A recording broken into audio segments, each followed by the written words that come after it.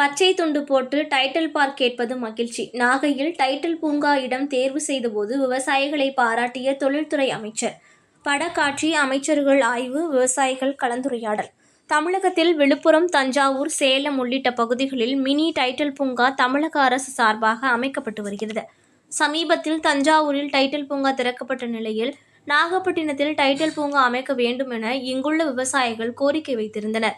அதன்படி அதற்கான இடம் தேர்வு செய்யும் பணிகளை தொழில்துறை அமைச்சர் TRB ராஜா, பள்ளி கல்வித்துறை அமைச்சர் அன்பில் மகேஷ் பொய்யாமொழி ஆகியோர் மேற்கொண்டனர். நாகை அடுத்த செல்லூர் பகுதியில் 6 ஏக்கர் பரப்பிலான இடத்தை பார்வையிட்ட அமைச்சர்கள் விவசாயிகளிடம் கலந்துரையாடினர்.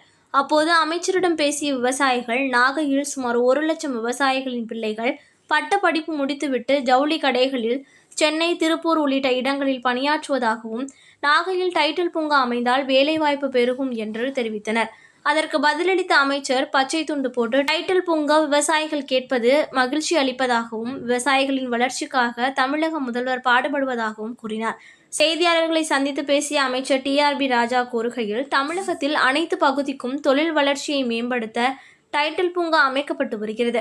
அதன்படி தொழில் வளர்ச்சி இல்லாத டெல்டா பகுதிகளில் டைட்டில் பூங்கா அமைக்க இன்று இடம் தேர்வு செய்யப்பட உள்ளது. விவசாய குடும்பங்களில் குழந்தைகள் வேலை வாய்ப்பை பெற இன்று இடம் தேர்வு செய்யும் பணிகள் முடிந்த பிறகு நாளைய தினம் முதல்வரிடம் டைட்டில் பூங்கா முன்மொழிவை கொடுத்து நாகை மாவட்டத்தின் வளர்ச்சிக்காக பேசுவேன் என்றார்.